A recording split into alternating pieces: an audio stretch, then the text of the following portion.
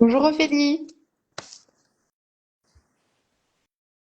Bonjour, est-ce que tu m'entends et tu me vois? Alors, je t'entends bien, mais je te vois pas du coup. Est-ce que tu arrives à retourner? Eh ben voilà, super. J'ai fermé ça. Je vais y arriver. On a le temps.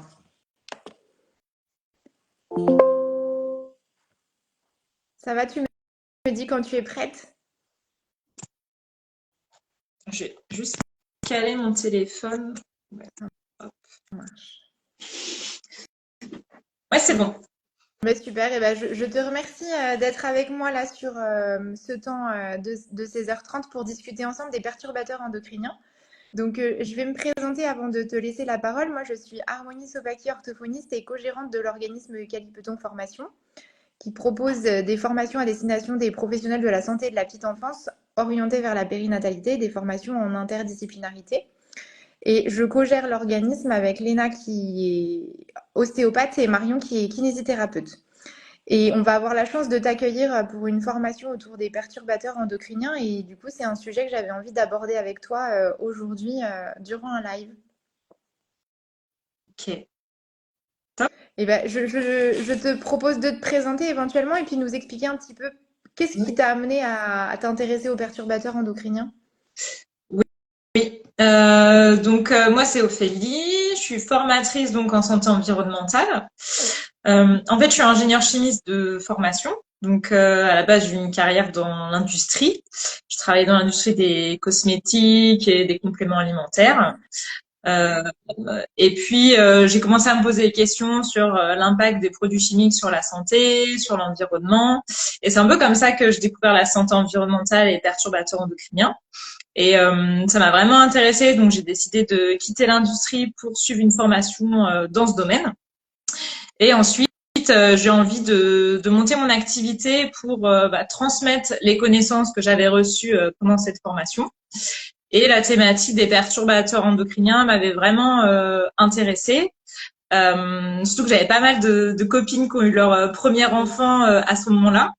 Et elles me posaient certaines questions et je sentais qu'elles étaient intéressées, qu'elles avaient besoin de conseils de prévention. Et elles savaient pas vraiment vers qui se tourner. Je me suis rendu compte aussi en échangeant avec elles que les professionnels de santé étaient pas toujours formés à la thématique. Donc elles avaient des échanges avec voilà sage-femme, gynécologue, médecin généraliste, mais ils n'avaient pas toujours la réponse à leurs questions. C'est pour ça que j'ai eu envie de me lancer dans ce domaine. Donc j'anime depuis des interventions de sensibilisation et des formations sur cette thématique. Bah super, merci beaucoup, c'est très complet du coup. Et ben, au Philippe, je te propose de rentrer dans le vif du sujet. Est-ce que tu peux nous aider à mieux comprendre ce qu'est un perturbateur endocrinien? Comment on définit un perturbateur endocrinien? Alors un perturbateur endocrinien, en fait, on le définit par son mode d'action. Ça va être une substance qui va interagir au niveau de notre système endocrinien, donc au niveau de nos hormones, notre système hormonal, et qui va le perturber, ce qui va avoir pour conséquence des effets néfastes sur notre santé. C'est pas juste il perturbe notre système hormonal, c'est vraiment il y a des effets, il y a des conséquences sur notre santé. Et ça peut avoir un effet sur nous directement, mais la spécificité des perturbateurs endocriniens, c'est que il y a un effet, ce qu'on appelle transgénérationnel. D'accord. C'est-à-dire que si une femme enceinte, elle est exposée à des perturbateurs endocriniens, il peut y avoir des conséquences pour son futur enfant, mais aussi pour les descendances, pour les petits-enfants et arrière-petits-enfants. C'est un phénomène qui a été vu pour certaines substances, notamment des médicaments. Donc voilà un peu pour les perturbateurs endocriniens et c'est pas une famille chimique globale, c'est vraiment ils sont définis par leur mode d'action plutôt que sur leur structure chimique. D'accord. Et si tu dis que du coup ça peut se transmettre, qu'il y a un côté transgénérationnel, ça veut dire que ça vient toucher à l'épigénétique en fait? Oui, tout à fait. Alors, D'accord. l'épigénétique, euh, on sait avec l'épigénétique il y a une modulation de l'expression des Mhm. gènes, ce qui est plutôt une bonne nouvelle en soi, parce que ça veut dire que notre environnement impacte notre expression des gènes. Ça veut dire que si on agit sur notre environnement, sur les substances qui nous entourent, les produits qu'on utilise, ça peut avoir un impact sur l'expression de nos gènes et donc le déclenchement de certaines maladies ou ce non-déclenchement. Très bien. Et est-ce que tu peux nous donner un ou deux exemples de perturbateurs endocriniens que peut-être dont on a déjà entendu parler ou où est-ce qu'on peut les trouver par exemple? Oui, ouais, il y en a pas mal des perturbateurs endocriniens, mais un qui est bien connu, c'est le bisphénol A, Oui. puisqu'il était présent avant dans les biberons en plastique. Donc, il y a eu une réglementation qui est passée il y a de ça un petit moment déjà, qui a interdit son utilisation et dans les biberons et maintenant dans tous les contenants alimentaires. Ok. Donc, le bisphénol A, c'est un plastifiant. On le retrouve dans les plastiques. Euh, et donc, il a dû être réglementé parce qu'on a vu qu'il y avait un impact sur la santé et surtout qu'il y avait un impact sur qu'il était un perturbateur endocrinien. Ok. Il y a Donc, la famille des bisphénols aussi maintenant qui est étudiée parce qu'il a été remplacé par d'autres bisphénols autres que le bisphénol A. d'accord. Et on suspecte aussi les mêmes effets. D'accord. Donc aujourd'hui, si on regarde la composition d'un biberon en plastique, on n'est plus censé trouver de bisphénol A à l'intérieur. Non, il n'y a plus de bisphénol A, ça c'est sûr. Mais il peut y avoir d'autres bisphénols Il du peut coup. y avoir d'autres bisphénols par contre. Ouais, ok, très bien. Et bah du coup, est-ce que aujourd'hui tu peux nous dire si les conséquences des perturbateurs endocriniens sont documentées scientifiquement et quel type de conséquences on peut retrouver? Notamment, ça nous permettrait d'expliquer que le bébé et la femme enceinte sont des personnes très vulnérables du coup. Oui, alors on a des effets sanitaires qui commencent à être bien documentés, mais avant de parler des effets sanitaires connus, la problématique avec ces substances, c'est que c'est compliqué de faire des études. D'accord. Déjà parce que relier une pathologie à l'exposition à une substance, c'est pas simple parce que on est dans ce qu'on appelle l'effet cocktail. On est exposé à une multitude de produits aujourd'hui. On vit dans cette espèce de soupe chimique et c'est compliqué de corréler l'exposition à une substance et une pathologie qui en découle. Et aussi le fait que le mode d'action des perturbateurs endocriniens, en fait, il peut avoir un effet néfaste sur la santé à très petite dose. Et parfois un effet qui est entre guillemets pire à petite dose qu'à des doses plus importantes. D'accord. Donc ça, c'est une spécificité avec les perturbateurs endocriniens et ce qui rend les études aussi compliquées parce que ça suppose de voilà pas juste augmenter la dose, d'étudier à plein de doses différentes. Euh, et donc c'est pas simple d'avoir les résultats sur l'impact sur la santé, pardon. Bien sûr. Et Et donc au du niveau coup, ça voudrait dire, je te coupe, mais du coup, ça me fait écho sur autre chose. Ça voudrait dire que du coup, d'être confronté à un perturbateur endocrinien à petite dose sur du long terme, c'est aussi grave que d'être confronté à ce même perturbateur endocrinien sur un court terme à grosse dose. à court terme, en fait, c'est compliqué à dire parce que c'est aussi un peu multifactoriel. Dans tous les cas, c'est pas recommandé d'avoir une exposition à grosse dose, mais oui, il peut y avoir des effets sur la santé, même à petite dose, sur le long terme. D'accord, très bien. Et du coup, on allait t'allais peut-être discuter ensuite de la vulnérabilité de la femme enceinte et du bébé par rapport aux perturbateurs endocriniens? Oui, alors je reviens juste sur les effets sanitaires. Du coup, j'ai pas mentionné. Donc en fait, il y a des cancers hormonodépendants. On a vu des liens entre l'exposition aux perturbateurs endocriniens et la survenue de cancers hormonodépendants, notamment le cancer du sein, le cancer de la prostate. Ok. On a certaines maladies aussi. On a des leucémies chez l'enfant. On Oui, a l'asthme. On a les troubles cognitifs. Voilà, ça c'est des effets sanitaires qu'on a retrouvés en lien avec les perturbateurs endocriniens. d'accord. Et pour la femme enceinte et le jeune enfant, en fait, on a ce qu'on appelle la période des 1000 premiers jours, donc Oui, qui va de la grossesse jusqu'à 2 ans d'enfant. Et on sait que c'est une période de vulnérabilité dans le sens où, pour la femme enceinte, si elle est exposée à des perturbateurs endocriniens et même à différents types de polluants pendant la grossesse, ça peut avoir un impact, bien sûr, sur sa santé, mais surtout sur la santé du fœtus. oui. Donc c'est pour ça que c'est une période sensible où c'est important que la femme enceinte soit le moins exposée pour qu'il n'y ait pas de répercussions sur la santé du futur enfant. Et pour les jeunes enfants, en fait, ils ont encore une immaturité au niveau de leur système d'élimination des toxiques, pardon, le foie, le rein, etc. Et donc, ils vont moins bien éliminer les toxiques que nous et ils vont être plus exposés d'une manière générale qu'un adulte pour différentes raisons, parce qu'ils font du bain-bouche, parce qu'ils sont plus près du sol. Donc, s'il y a des poussières qui contiennent des contaminants, ils vont être plus exposés qu'un adulte. Voilà, pour toutes ces raisons-là, c'est une période qui est sensible. D'accord. Et est-ce que tu sais si c'est documenté? Du coup, tu parlais de la femme enceinte. Est-ce que le fait d'accoucher prématurément ou d'avoir des morts fétales in utero, est-ce que ça peut être corrélé à des perturbateurs endocriniens? Est-ce qu'il y a des études Oui, là-dessus? Oui, ok. oui, il y a eu des études, notamment avec les phtalates, donc ce sont des Oui, perturbateurs endocriniens. Pareil, on les retrouve dans les produits plastiques. d'accord. Donc, il y a des études qui ont montré qu'une exposition importante à des phtalates, ça pouvait, c'était corrélé avec la prématurité, par exemple. D'accord. Super intéressant. Eh ben, très bien. Et ben, du coup, ah oui, une autre question aussi que j'avais notée, c'était, on a parlé du coup de la grossesse, mais avant de tomber enceinte, il faut pouvoir être fertile. Et est-ce qu'on sait Mhm. aujourd'hui si les perturbateurs endocriniens ont une conséquence aussi sur les troubles de la fertilité? Oui, alors c'est pour ça aussi qu'on entend beaucoup parler des perturbateurs endocriniens, notamment en lien avec la fertilité. On sait qu'une exposition à ces substances, ça peut avoir des répercussions, notamment avec la survenue D'accord. d'endométriose, de SOPK. On sait qu'il y a un lien aussi avec la qualité du sperme dégradé, donc on trouve aujourd'hui beaucoup moins de spermatozoïdes dans le sperme des hommes que qu'il y a plusieurs décennies.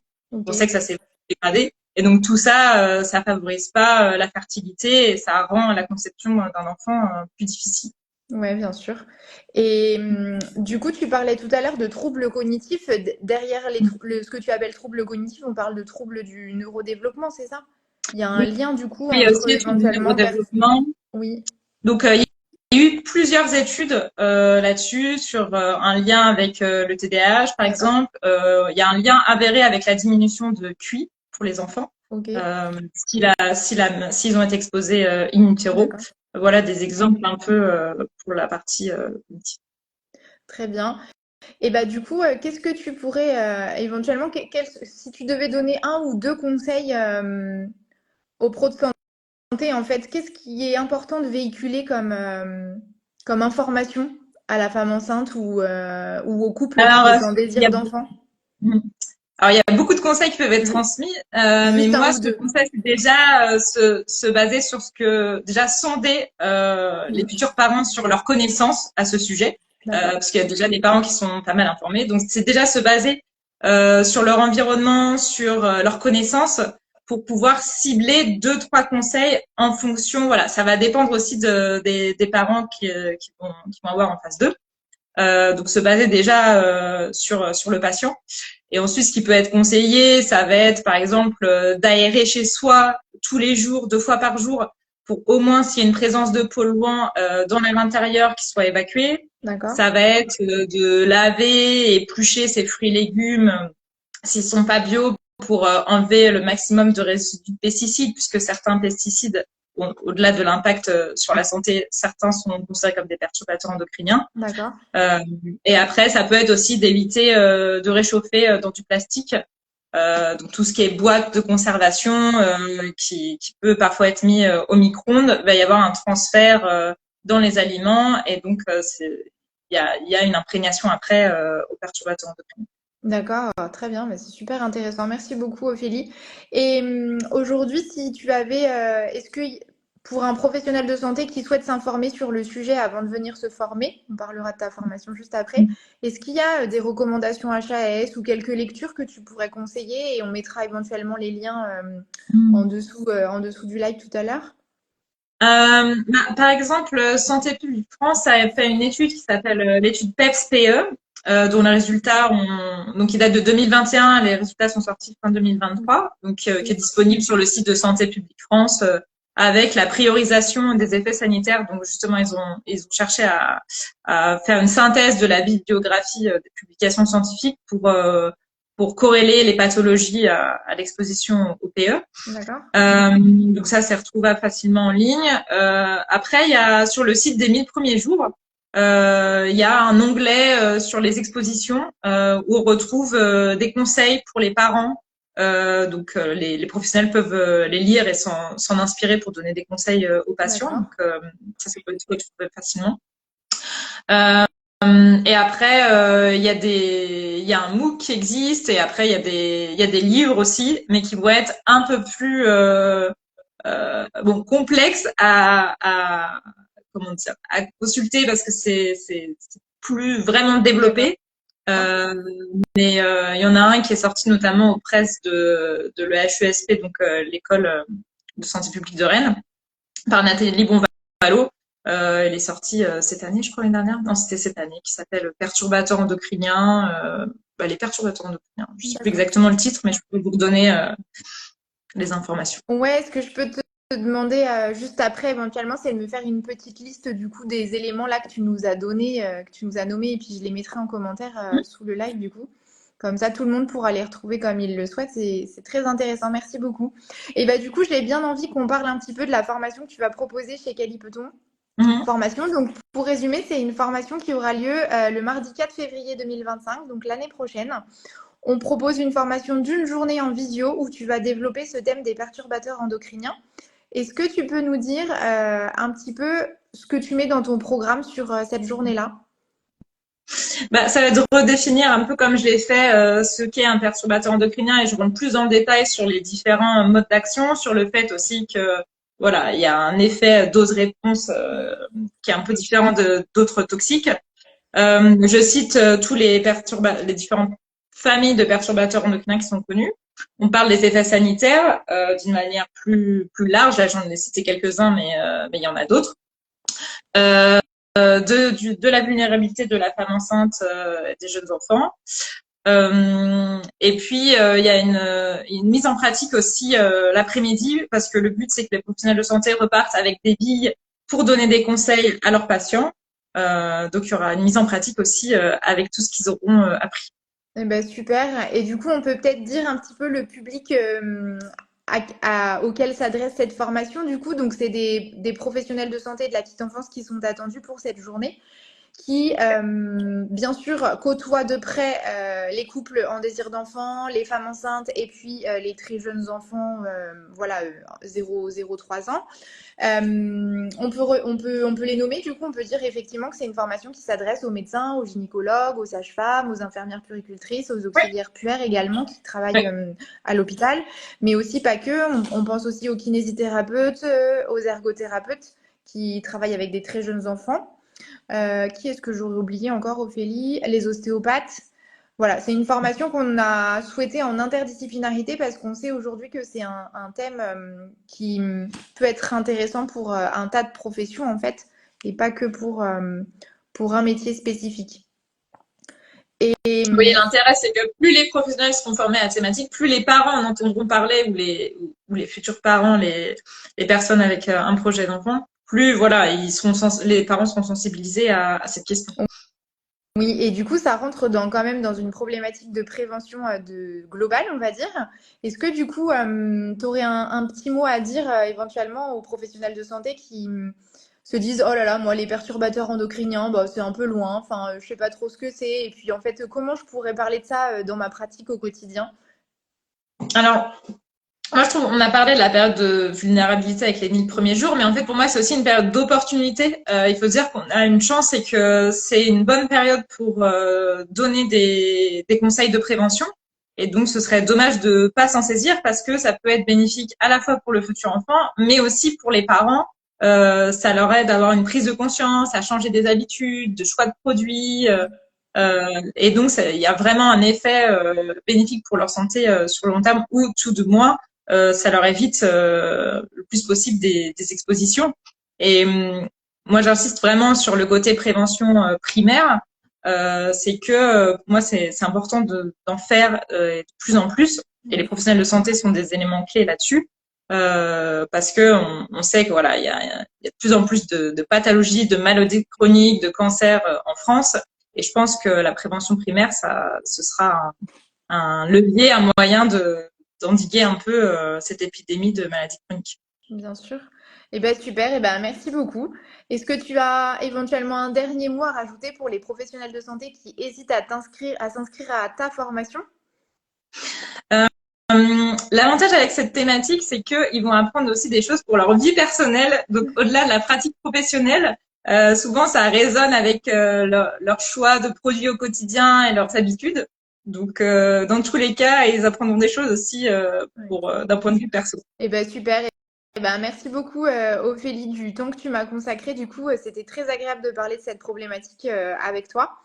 Et du coup, on vous retrouve tous éventuellement sur la formation le mardi 4 février 2025. Merci à Et toi. ben à très bientôt. À très Bonne soirée. bientôt. Merci Ophélie. Au revoir. Au revoir.